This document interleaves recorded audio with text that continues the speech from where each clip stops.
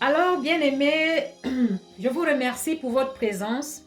Je vous remercie pour votre patience. Nous venons juste de lire le texte de 2 Rois au chapitre 2 du verset 1 au verset 18. Bien-aimés, aujourd'hui, ce dimanche, un peu partout dans le monde, c'est l'ascension, la fête de l'ascension. Le rappel de la montée de Jésus-Christ dans les cieux. L'enlèvement de Jésus-Christ, bien-aimé. Et je me rappelle dans le texte de Luc, il est écrit, pendant que Jésus bénissait ses disciples, et pendant qu'il était enlevé, il y a un ange qui leur a fait savoir que de la même façon que Jésus est enlevé, il reviendra de la même façon. Oui, Jésus-Christ revient. Jésus-Christ reviendra. Mais quand, où, nul ne sait ni l'heure ni le jour. Raison pour laquelle nous sommes appelés à nous préparer à la rencontre de notre Dieu. Nous sommes appelés à nous préparer à l'arrivée de Jésus-Christ. Alléluia. Bien-aimés, la Bible nous dit également, parlant de l'enlèvement, que Enoch, le serviteur fidèle de Dieu, la Bible dit que Enoch marchait avec Dieu. Enoch marchait devant avec Dieu. Alléluia. Ça veut dire qu'il ne s'éloignait pas de Dieu. Il était aussi près de Dieu qu'il n'était pas possible de décrire la distance qu'il y avait entre eux si jamais il y avait une. Ça prouve la fidélité d'Enoch envers Dieu, bien-aimé. Et la Bible dit que Enoch a été enlevé. Donc, quand nous parcourons la Bible, nous voyons que les trois caractères, les trois protagonistes qui ont été enlevés, bien-aimés, sont Jésus-Christ de Nazareth, Élie et Enoch. Nous pouvons aussi parler de Moïse, mais avec restriction, avec un peu de recul. Parce que la Bible dit que Moïse, personne n'a trouvé le corps de Moïse. La Bible nous fait savoir que Dieu a enterré Moïse, mais personne ne sait où. Donc, par rapport au fait que l'on ne sait pas où le trouver, on pourrait, comment dirais-je, dire qu'il a aussi été enlevé. Mais comme je dis, c'est avec beaucoup de recul. Mais clair, dans la Bible, les trois protagonistes qui ont été enlevés, c'est Élie, Jésus-Christ et Enoch. Parlant de l'enlèvement, nous allons parler aujourd'hui de l'enlèvement d'Élie, alléluia, en la présence de son serviteur ou de son disciple, de son fils Élisée. Bien-aimé, Élie est un prophète de la Bible du temps du roi Ahab. Le prophète Élie est un prophète qui est sorti de nulle part. Nul ne sait d'où il venait, nul ne connaît son histoire avant son apparition tel qu'il est écrit dans 2 Rois. Nul ne connaît son background. A-t-il été comment dirais-je, un théologue? A-t-il été comment? Quelle est son histoire? Quelle est sa famille? Personne n'est au courant de rien sur Élie, jusqu'au moment où il apparaît dans la partie nord d'Israël, au temps du roi Ahab. Pourquoi est-ce qu'il est apparu? Bien-aimés, nous avons lu en faisant allusion comment dirais-je, au passage du livre d'Osée, où le Seigneur était pas content du comportement de son peuple parce qu'ils sont allés vers des dieux étrangers. Nous avons fait allusion au roi Jéroboam I. Et c'est ce roi bien-aimé qui est la cause du fait que le peuple de Dieu s'est détourné de son Dieu. Bien-aimé, après Jéroboam I, plusieurs rois ont suivi et plusieurs ont continué dans le même culte de Baal. Raison pour laquelle, à un moment donné, le prophète Élie apparut de nulle part et s'écria en disant: aussi vrai que le Dieu est devant lequel je me place, aussi vrai que Dieu existe, aussi vrai que je sers un Dieu devant lequel je me place, il n'y aura plus de pluie. Il n'y aura plus de pluie. Et il a ainsi dit et ça a été fait tel qu'il a dit. Alléluia. Bien-aimé, le Seigneur a suscité le prophète Élie dans un moment où son peuple s'est détourné de lui. Dans un moment où c'était la continuation, alléluia, de la prostitution du peuple de Dieu. Et vous êtes d'accord avec moi que quand le Seigneur constate que ça ne va plus, assez c'est assez. Il agit, il ne partage pas sa gloire. Et la raison pour laquelle il agit, et il agit même encore aujourd'hui, c'est pour que nous restons dans ses plans parfaits pour nous. C'est parce qu'il veut nous récupérer. C'est parce qu'il ne veut pas que nous allions, comment dirais-je, que nous soyons loin de lui. C'est parce qu'il ne veut pas que nous soyons détruits. Il a encore dit quand nous avons prêché sur Osée, qu'il punit son peuple. Il amène son peuple au désert, en exil, parce qu'il veut parler à leur cœur. Parce qu'il veut parler à son cœur. Alléluia. Donc, bien-aimé, l'Éternel est toujours prêt à nous récupérer. Il est toujours là pour nous parler, pour nous ramener à la raison, pour nous ramener sur le chemin, sur les plans parfaits qu'il a prévus pour nous. Donc, le prophète Élie est venu dans un moment où l'injustice sociale régnait dans la partie nord d'Israël. L'injustice sociale régnait. Nous avons l'exemple de la vigne de Naboth. Avec l'exemple de la vigne de Naboth, nous voyons qu'il y avait une injustice sociale dans le nord d'Israël. Pas seulement une injustice sociale, mais le culte de Baal continuait. Le culte de Baal battait son plein. Donc, le prophète Élie, après avoir comment dirais-je, maudit le pays, alléluia, avec le fait qu'il ne devrait plus avoir de pluie. C'est ce qui a été fait. Il y avait une sécheresse totale. Il y avait une sécheresse totale. Et imaginons-nous, 3 ans et demi, la Bible dit que 3 ans et demi, il n'y avait plus de pluie. 3 années et 6 mois, il n'y avait plus de pluie. Et le Seigneur qui veille sur ses serviteurs, qui les préserve du danger. Car la Bible dit que ses anges campent autour de nous et nous préservent du danger. Alléluia. Donc le serviteur, le Dieu d'Élie, qui veille à ce que ce qu'il veut accomplir à travers Élie vienne à l'existence, l'a conduit vers une rivière. L'a conduit vers la rivière afin que lui, il ne manque pas à boire. Et la Bible dit qu'il y a un corbeau qui venait nourrir Élie. Alléluia. Il venait nourrir Élie. Nous savons tous que le corbeau est un symbole du négatif. Le corbeau est un symbole de tout ce qui n'est pas positif. Alléluia. Mais c'est ce corbeau que l'Éternel a utilisé pour venir nourrir Élie. Qu'est-ce que ça veut dire? Ça veut dire que l'Éternel peut utiliser même tes ennemis pour te bénir. L'Éternel, ton Dieu, le même hier, aujourd'hui, éternellement, peut utiliser tes ennemis pour te bénir. Et nous savons encore dans le passage d'Exode que nous avons lu il y a quelques jours, que l'Éternel a béni son peuple avec les ennemis même de ce peuple.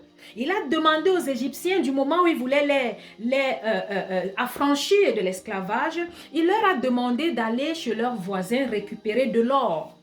Ce qui a été fait. Dont leurs ennemis les ont bénis avec de l'or. Mais malheureusement, c'est ce même tort que le peuple de Dieu a utilisé pour créer, pour fabriquer un autre Dieu. Comme quoi, quand Dieu nous bénit, nous devons faire très attention. Nous devons utiliser cette bénédiction, pas pour comment dirais-je, pas pour se détourner de lui, alléluia, mais pour accomplir ce qu'il veut accomplir à travers nous, ce qu'il veut accomplir à travers, par rapport à la bénédiction qu'il nous octroie. Alléluia. Et son peuple a donc fabriqué ce veau d'or qui, malheureusement, aussi en rapport avec le texte d'aujourd'hui, est un Dieu étranger. Le texte d'aujourd'hui de 2 Rois, chapitre 2, versets 1 à 18, nous parle du fait que Élie est venu. Alléluia. Élie, le Seigneur voulait enlever Élie après qu'Élie ait accompli ce pourquoi le Seigneur l'avait appelé. Donc, je faisais cette petite genèse du prophète Élie pour qu'on comprenne un peu comment est-ce qu'il est arrivé dans la scène. Alléluia. Donc, il est arrivé au moment où le roi Ahab, avec son épouse Jézabel, était en train de prostituer le pays, prostituer le peuple de Dieu. Alléluia. Donc, le Seigneur a commencé à punir le peuple avec la sécheresse. Et il a donc protégé Élie. Ensuite, je vais dire au bord d'une rivière, nourri par un corbeau. Par la suite, il a envoyé Élie chez la veuve de Zarepta, qui l'a nourri, malgré qu'elle n'en avait pas. Oh, il a nourri malgré. Donc le Seigneur lui a dit, va, j'ai préparé une veuve qui va s'occuper de toi. Donc, la veuve, ne sachant même pas que Dieu devait l'utiliser pour nourrir son serviteur ou pour s'occuper, pour être hospitalière à son serviteur, a répondu à Élie du moment où Élie lui a demandé du pain. Elle a dit, j'ai pas de pain. Et même la farine que j'ai ou de l'huile n'est pas assez. Quand je cuirai, je ferai du pain, j'en mangerai avec mon fils et on n'aura plus rien, c'est-à-dire ils mourront. Élie lui a dit, va et fais-moi d'abord, fais-moi d'abord un bout de pain et ensuite, il n'en manquera plus ni d'huile ni de farine dans ta maison jusqu'à ce que la pluie revienne. Et c'est ce qui a été fait. L'Éternel parle et ça s'accomplit. Oh, le Seigneur, quand il parle, ça s'accomplit. Qu'est-ce que ça veut dire? Quelle que soit la parole que le Seigneur a sur nos vies, quel que soit ce qu'il a prévu pour nous, s'accomplira. Mais alors, où sommes-nous? Est-ce que nous sommes en position de réception? Est-ce que nous sommes à l'endroit où le Seigneur veut nous rencontrer? Ou alors nous sommes loin de lui? Ou alors nous sommes après d'autres dieux, après des dieux étrangers, des dieux en morceaux de bois, des dieux en or, je ne sais pas quoi, des dieux dans les eaux, dans des forêts. Est-ce que nous sommes avec le Dieu qui nous a créés, le Dieu d'Abraham, d'Isaac et de Jacob, celui dont les plans pour nous sont les meilleurs? Si et seulement si nous sommes dans sa présence, ce qu'il a prévu pour nous s'accomplira. Sinon, il faudrait toujours que nous passions par le désert. Il faudrait toujours qu'il nous envoie à l'école, qu'il nous punisse. Mais bien aimés, nous pouvons éviter tout cela. Nous pouvons éviter tout cela, alléluia, en restant près du Seigneur, comme Enoch est resté, en restant près du Seigneur, comme Élie l'a fait, en restant près du Seigneur, comme Élisée l'a fait avec son maître, son père Élie. Alléluia. Waouh. Donc, bien aimé, après tout cela, après que Élie ait servi l'Éternel, l'Éternel a décidé l'enlever. L'Éternel a décidé le prendre. Alléluia. Et la Bible dit qu'il se trouvait à Gilgal avec son serviteur Élisée. Qu'est-ce qu'il dit à Élisée? Il dit, Élisée, reste ici. Reste ici. Le Seigneur m'a demandé d'aller à Bethel. Qu'est-ce qu'Élisée dit? Oh, j'aime cette phrase d'Élisée. J'aime cette phrase d'Élisée. Élisée dit, par la vie du Seigneur et par ta propre vie, je ne te quitterai pas. Quelle fidélité! En d'autres termes, aussi vrai que l'Éternel vit et que toi tu vis, je ne te quitterai pas. Je ne t'abandonnerai pas. Oh, la fidélité, bien-aimé. Et nous verrons à la fin la récompense d'Élisée, due à sa fidélité. C'est comme si c'était un test qu'Élie faisait avec Élisée. Parce qu'il a fait 3 bonnes fois. Après Bethel, il redit à Élisée, reste ici, le Seigneur m'envoie. Après Bethel, c'était quoi? Jéricho. Le Seigneur m'envoie à Jéricho. Élisée a répété la même chose. Par la vie du Seigneur et par ta propre vie, je ne te quitterai pas. Tant que tu vis, je serai avec toi. Oh, la fidélité. Donc après Jéricho, ils se sont trouvés au Jourdain. Bien aimé, ce qui est curieux, c'est que l'Éternel ne fait rien sans prévenir ses serviteurs, les prophètes. Tout le monde était en fait au courant, mais personne, d'une manière ou d'une autre, ne disait à l'autre. À part le groupe de prophètes qui sont venus vers Élisée, dans chaque ville où il se trouvait avec Élie, il leur disait à Bethel, Jéricho et au Jourdain, il venait dire à Élie, sais-tu que l'Éternel, que le Seigneur va enlever ton maître aujourd'hui? Élisée lui dit, oui, je le sais, moi aussi, taisez-vous. Comme quoi, ne faites pas de bruit, je le sais. Waouh! Donc, bien aimé, la fidélité mène à la récompense. Si et seulement si nous sommes près du Seigneur, nous jouissons des fruits qu'il a prévus pour nous. Nous jouissons de la bénédiction qu'il a prévue pour nous. Mais si nous sommes loin, il est possible que nous soyons hors de la bénédiction, hors de la possibilité d'entrer, de posséder nos possessions, bien-aimés. Élisée a été fidèle et il a été béni. Alléluia. Donc, la Bible nous dit que quand ils se sont trouvés devant le Jourdain, Élie a pris son manteau et a frappé sur l'eau, le Jourdain. Et l'eau s'est divisée en deux. L'eau s'est divisée et ils sont passés sur la terre sèche. Bien aimé, ça nous rappelle la sortie d'Égypte. Du moment où le peuple était arrivé devant la mer et ne pouvait plus avancer, voyant les chariots de chevaux des Égyptiens derrière eux, vous pouvez imaginer quelle peur. Le Seigneur a agi. La Bible dit, appelle-moi au jour de la détresse. Oh, je te répondrai et tu me glorifieras. C'est dans le livre des psaumes, bien-aimés. Donc le Seigneur, le même qui a agi à la traversée, à la sortie d'Égypte, du moment où le peuple a traversé la mer sur la terre sèche, c'est le même Dieu qui a agi quand Élie a frappé son manteau afin que l'eau se divise. C'est le même Dieu qui agit encore aujourd'hui quand nous nous trouvons dans des situations difficiles, des situations compliquées. Il agit, bien-aimé. Il est le même hier, aujourd'hui, éternellement. Il n'a pas changé. Mais où sommes-nous? Croyons-nous à sa puissance? Croyons-nous qu'il peut nous guérir? Croyons-nous? Est-ce que nous croyons qu'il peut nous restaurer, bien-aimés? Il est le même. Donc après que Élie est frappé sur le Jourdain, l'eau s'est divisée et ils ont traversé. Quand ils se sont retrouvés, ou alors pendant qu'ils marchaient même encore, Élie demanda à Élisée, que veux-tu que je fasse pour toi? Waouh! Que veux-tu que je fasse pour toi? Qu'est-ce que Élie répondit? Élie répondit, s'il te plaît, je te prie que j'aie la double portion de ton souffle, ou alors la double part de ton esprit, afin d'être son successeur. La version anglaise précise. Waouh! Élie lui dit, tu demandes quelque chose de difficile. Mais bien aimé, je veux dire à quelqu'un, rien n'est impossible à Dieu. Tu peux demander à Dieu ce que tu veux. Du moment où c'est dans ses plans parfaits pour toi, il te donnera. Mais demande.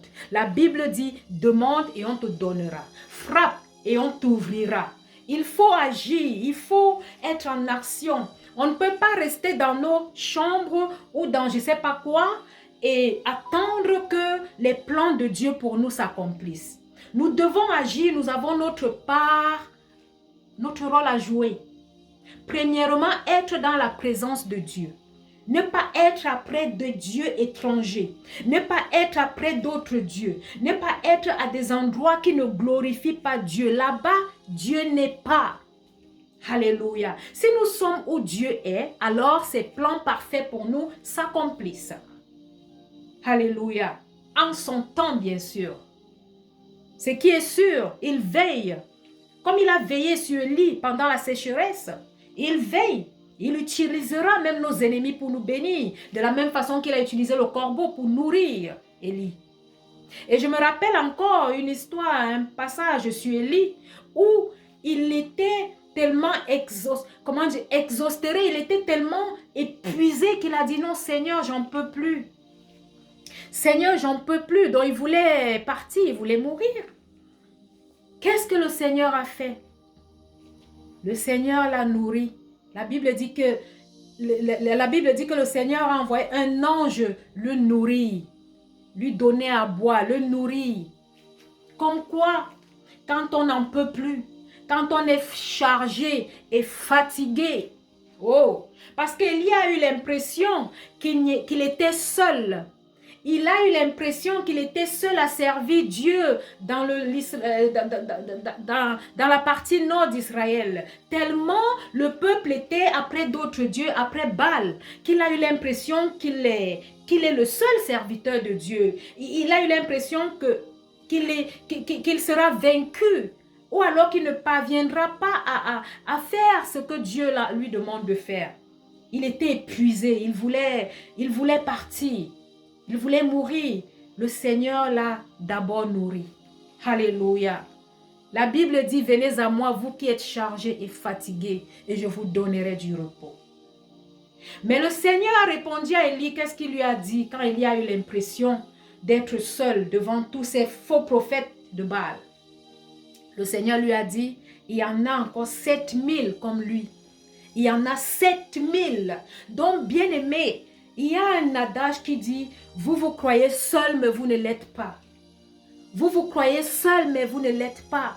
Oh, le Seigneur fait savoir à Élie qu'il n'est pas seul, il y en a encore 7000 comme lui. Comme quoi, le Seigneur a ses serviteurs. Le Seigneur a son armée. Oh, ne croyez pas que vous êtes envahis par les faux prophètes. Ne croyez pas que vous êtes envahis par les prophètes de Baal. Le Seigneur en a encore de ses serviteurs. Alléluia. C'est ce qu'il a fait savoir à Élie, qu'il y a encore 7000 comme lui. Il lui a donné des forces en le nourrissant, en lui donnant à boire. Et nous pouvons imaginer la suite de l'histoire. Et la suite de l'histoire nous prouve encore que Élie a résisté, il a persévéré. Nous nous rappelons l'histoire du mont Carmel où Élie a défié les faux prophètes. Il a défié le Dieu des faux prophètes, Baal. Alléluia. Le feu, oh, le feu a détruit, consumé tout ce que les faux prophètes avaient placé en concurrence à Élie. Alléluia. C'est le Dieu du feu que nous servons. C'est le Dieu du feu que nous servons. Il agit encore aujourd'hui. Le même qui a agi avec Moïse. Le même qui est apparu dans les buissons avec le feu. C'est le même qui est apparu contre les faux prophètes, contre Baal. C'est un Dieu qui réagit. Nous ne servons pas un Dieu mort. Nous servons un Dieu actif. Nous servons un Dieu qui agit, qui nous voit, qui connaît ce que nous... Alléluia. Il connaît ce que nous vivons. Ne vous inquiétez, ne nous inquiétons pas. Jésus a dit, je suis avec vous jusqu'à la fin des temps. Il est avec nous et il agit. Restons fermes, persévérons, ne nous détournons pas de lui. Sinon le chemin sera plus long et compliqué. Restons collés au Seigneur Jésus-Christ. Restons dans sa présence. Son Esprit Saint qui est en nous, nous révèle les choses cachées, nous révèle le mal. Évitons le mal. Vivons selon les fruits de l'Esprit. Alléluia. Alléluia. Afin que nos jours se prolongent sur la terre que l'Éternel, notre Dieu, nous donne. Vivons selon les fruits de l'Esprit. Donc, bien-aimés, quand Élie demande à Élisée, que veux-tu que je fasse pour toi? Élisée demande la double portion. de son esprit. Demande difficile, mais pas impossible. Rien n'est impossible à Dieu, disais-je tantôt. Élie lui dit, si tu me vois quand je monte, si tu me vois, alors tu l'auras. Mais si tu ne me vois pas, tu ne l'auras pas. Waouh! Bien-aimé, la Bible dit que pendant qu'il parlait, même encore, pendant qu'il marchait, un char de feu avec des chevaux de feu, waouh, est apparu et les a séparés l'un de l'autre. Et aussitôt, Élisée fut enlevé. Aussitôt, Élisée fut enlevé. De la même façon qu'Enoch fut enlevé. De la même façon qu'Élisée fut enlevé, Jésus-Christ de Nazareth a été enlevé. A été enlevé. Alléluia. C'est les 3 personnes qui n'ont pas connu la mort. Qui sont montées au ciel, vivants. Alléluia. Gloire à Jésus. Et l'enlèvement d'Élisée, ici bien-aimé, nous prépare à l'enlèvement quand le Christ viendra. Oui, le Christ reviendra, mais nul ne sait ni le jour ni l'heure. Soyons juste prêts. Qu'il ne nous trouve pas après des veaux d'or, après des dieux étrangers. Qu'il ne nous trouve pas dans des positions compliquées. Qu'il ne nous trouve pas hors de sa présence. Bien-aimés, Élie fut enlevé et Élisée s'écria, Père, Père, char d'Israël et son attelage, char d'Israël et sa cavalerie, Père, Père. Ça prouve qu'Élisée était le fils spirituel d'Élie. Il était le serviteur fidèle d'Élie. Alléluia. Donc, pendant qu'Élie montait, il laissa son manteau tomber. Et ce manteau qu'Élie a laissé tomber, Élisée le récupéra. Juste avant ça, Élisée déchira son vêtement en 2. Il prit le manteau et se dirigea vers le Jourdain. La Bible dit qu'il arriva devant le Jourdain. Il a fait la même chose qu'a fait son maître, Élie. Il prit le manteau et frappa sur l'eau en disant, « Où est le Dieu d'Élie? Où est le Dieu d'Élie? » Parce qu'il savait que comme Dieu a agi avec Élie, il peut agir avec lui. Oh, quelle foi! Il dit, « Où est le Dieu d'Élie? » Et l'eau se divisa en 2. Waouh! L'eau se divisa en 2. Il est le même hier, aujourd'hui, éternellement. C'est le Dieu d'Abraham, d'Isaac et de Jacob. C'est ton Dieu, c'est mon Dieu, c'est Emmanuel, Jésus-Christ de Nazareth. Alléluia. Où est le Dieu d'Élie? Bien-aimé, quelle que soit la situation dans laquelle tu te trouves, si c'est une situation difficile, compliquée, parle au Seigneur. Écris-toi, où est le Dieu d'Élie? Où est le Dieu de Jacob? Où est le Dieu de Moïse, le Dieu d'Abraham? Où est mon Dieu? Car c'est lui que tu pries. Alléluia. Appelle-moi le jour de la détresse. Je te répondrai et tu me glorifieras. Il ne ment pas. Alléluia. Dans la mer, l'eau, le Jourdain se divisa. Le Jourdain se divisa et Élisée prit la route pour retourner vers Jéricho. La Bible dit qu'il y avait un groupe de prophètes témoins à toute la scène. Alléluia. Qu'est-ce qu'ils se dirent? Ils dirent, l'esprit d'Élie repose sur Élisée. Et la Bible dit qu'ils allèrent tous vers Élisée et se prosternèrent jusqu'à terre en lui disant, Alléluia, il y a parmi nous tes serviteurs, 50 vaillants hommes. Il n'y a que Dieu pour faire cela. Il n'y a que Dieu pour faire comment dirais-je, de quelqu'un, quelqu'un d'honoré. Alléluia. Il n'y a que Dieu pour faire d'un serviteur un maître. Élisée devint subitement un maître 50 vaillants hommes pour le servir. Subitement. Quel successeur, quelle fidélité. La fidélité d'Élisée auprès d'Élie a valu, enfin je veux dire, a mené à la récompense, a fait de lui un maître. Élisée lui dit 3 fois de suite, reste ici. Il dit non, aussi bien que ton Dieu vit et que toi tu vis, moi je ne te quitterai pas. Et du coup, ça a mené au fait qu'il était présent pendant l'enlèvement. Ça a mené au fait que Élie lui a demandé, que veux-tu que je fasse pour toi? La fidélité. Alléluia. Gloire à Jésus. Donc, bien aimé, Élisée a vraiment reçu la double portion de l'esprit d'Élie, la double portion du souffle d'Élie. Parce que la Bible nous dit que Élie a fait, comment dirais-je, 8 miracles. Alléluia. Mais Élisée en a fait 16. Exactement la double portion. La double portion. Waouh! Dieu est un Dieu de calcul. Dieu est un Dieu exact. Quand il accorde, il le fait exactement. Dieu est un Dieu parfait. Et ses plans pour nous sont les meilleurs. Seigneur, aide-nous à rester dans ta présence.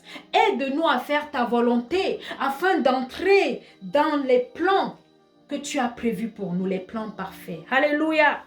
Il a montré, prouvé par Élie et Élisée que quand il dit, il le fait. Quand il promet, il le fait. Et exactement, oh Seigneur. Donc, bien aimé, le thème d'aujourd'hui, c'était la fidélité et la récompense. La fidélité d'Élisée envers Élie et la récompense par Dieu. Alléluia. Donc, la Bible nous dit par la suite que après cela, Élisée s'est retrouvé dans une ville, alléluia, où il y avait un problème d'enfantement ou un problème où l'eau était impure, il y avait un problème d'enfantement et du coup, Élisée a restauré cette eau. Élisée a restauré cette eau avec du sel, alléluia, et il a déclaré selon la parole que le Seigneur lui a mis à cœur, il a déclaré qu'il n'y aurait plus comment dirais-je, qu'il y aurait plus de morts dans cette ville. Alléluia. Donc le Seigneur est le même hier, aujourd'hui, éternellement. Il agit encore aujourd'hui. Je vous remercie pour votre patience. Je vous remercie pour votre temps. Que Dieu vous bénisse et que ses plans parfaits pour nous tous viennent à l'existence. Alléluia. Persévérons. Il est vrai. Il est vivant. Il est vivant. Alléluia. Gloire à Jésus. Gloire à son saint nom. Que sa volonté et rien que sa volonté dans nos vies s'accomplisse. Soyez bénis. Merci beaucoup. Pour ma part, j'ai fini.